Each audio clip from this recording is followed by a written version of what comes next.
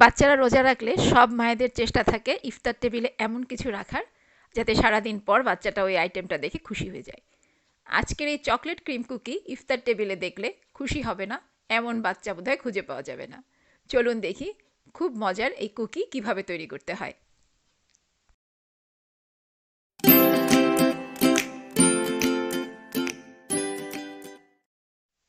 Cookie তৈরির জন্য মাখন নিচ্ছি 150 গ্রাম, বেকিং চকলেট নিচ্ছি 120 গ্রাম বা চকলেট চিপস নিতে পারেন, ময়দা নেব 1 কাপ এবং 1/3 কাপ, এর সঙ্গে নেব কোকোয়া পাউডার এবং চিনি দুটোই 3/4 কাপ, মানে 1 কাপের 4 ভাগের 3 ভাগ।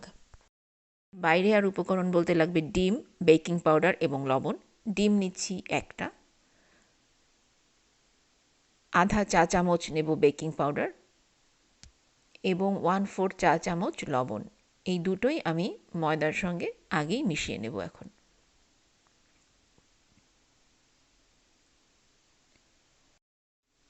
মাখন এবং চকলেট গলানোর জন্য একটা ছোট পাতিলে পানি বসিয়েছি, এর উপরে বড় একটা বাটি দিয়ে এর মধ্যে দুটো উপাদান দিয়ে দিচ্ছি। এই পানি নিচে থেকে গরম হতে থাকবে আর সেই গরমে এই দুটো উপাদান গলে যাবে, মাখন এবং চকলেট। দুটো গলে একদম লিকুইড হয়ে যাওয়ার পরে এই দুটোকে তুলে নিয়ে আমি ঠান্ডা হতে দেব। ঠান্ডা হতে দেব মানে যখন আপনি একটা আঙুল ডুবিয়ে দেখবেন যে আঙুলটা বেশ কিছুক্ষণ রাখতে পারছেন, 4-5 সেকেন্ডের মতো, তখন বুঝবেন যে টেম্পারেচারটা পারফেক্ট আছে এবং তারপর এর মধ্যে একে একে অন্য উপাদানগুলো দিয়ে দেব।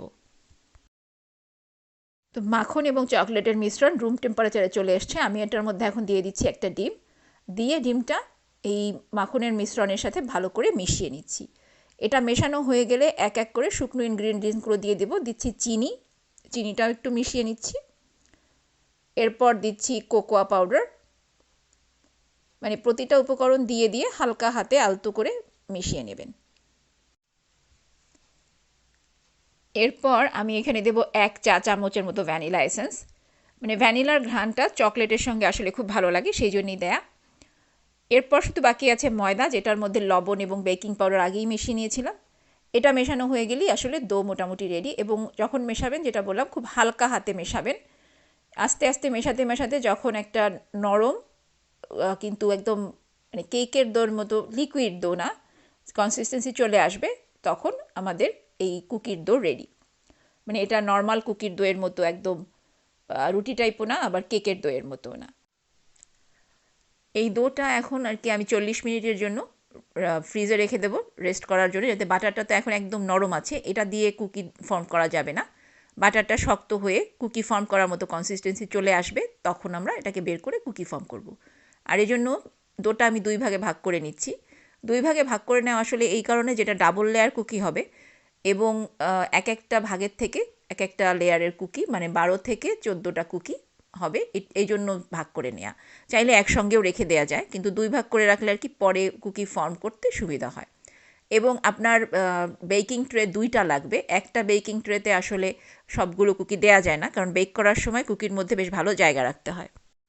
এখন আমি এই ডো থেকে ছোট ছোট পোর্শন নিয়ে কুকিগুলো ফর্ম করব।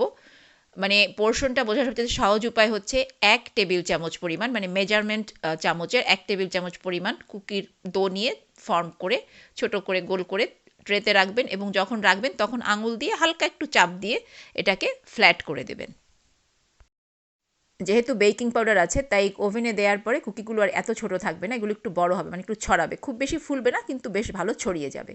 আর এজন্যই প্রতিটা কুকির মাঝখানে অন্তত 4 থেকে 6 আঙ্গুল জায়গা রেখে কুকিগুলো ট্রেতে দিবেন, যাতে বেকিংয়ের সময় একটা কুকির সঙ্গে আরেকটা কুকি মানে না লাগে। লাগলে অসুবিধা একটাই যে শেপটা নষ্ট হয়ে যায়। এমনিতেও কুকিটা একদম রাউন্ড হবে না। তো এগুলো এখন আমি ওভেনে দিয়ে দেব। দুটো ট্রে একসঙ্গে দিচ্ছি। 160 ডিগ্রিতে বেক করব 10 মিনিট। 10 মিনিট পরে যখন আপনি বের করবেন, দেখবেন যে কুকির মাঝখানে যদি টাচ করেন, একদম আঙুলটা ডেবে যাবে, মানে এই সফটনেসটা কিন্তু কুকি ঠান্ডা হওয়ার পরে আর থাকবে না। তো যেটা বলছিলাম যে শেপ একটু বেঁকাতেরা থাকবে, ওটা ঠিক করার জন্য আমি এখন জাস্ট কুকি কাটার দিয়ে একদম রাউন্ড শেপে গরম থাকতে থাকতে, নরম থাকতে থাকতে কেটে নিচ্ছি। এখন এই কুকিগুলোকে ঠান্ডা হতে দেবো 2 থেকে 3 ঘন্টা, মানে একদম ঠান্ডা হয়ে যাবে, যেন ক্রিম দিলে পরে ক্রিমটা মেল্ট না করে। এই ফাঁকে 125 মিলিলিটার হেভি ক্রিম, এর সঙ্গে 2 চা চামচ ক্যাস্টার সুগার দিয়ে বিট করে নিচ্ছি। যারা বাটার ক্রিম পছন্দ করেন তারা বাটার ক্রিমও ব্যবহার করতে পারেন। আমি হুইপড ক্রিম এই কারণে ব্যবহার করি যে আমার বাচ্চারা এটা প্রেফার করে।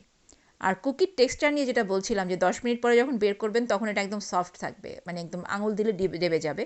এই কুকিটাই কিন্তু ঠান্ডা হওয়ার পরে যখন বাটার মানে শক্ত হয়ে যায় তখন একদম পারফেক্ট কুকি টেক্সচারে চলে আসে। এর চাইতে বেশি সময় বেক করলে কুকিটা খুব শক্ত হয়ে যায়, মানে ইট টাইপের শক্ত। এখন আমরা একটা কুকির উপরে ক্রিমের লেয়ার দিয়ে আর একটা কুকি দিয়ে ঢেকে দিয়ে আমাদের ক্রিম কুকিজ করে নিচ্ছি। আমাদের সবার ছোটোবেলার স্মৃতিতে আছে এরকম লেয়ার কুকির ভেতর থেকে ক্রিমের লেয়ারটা আগে খেয়ে নিয়ে পরে কুকি খাওয়া। এই রেসিপির সাথে সাথে সেই সব স্মৃতিও ফিরে আসুক এই আশাই করব।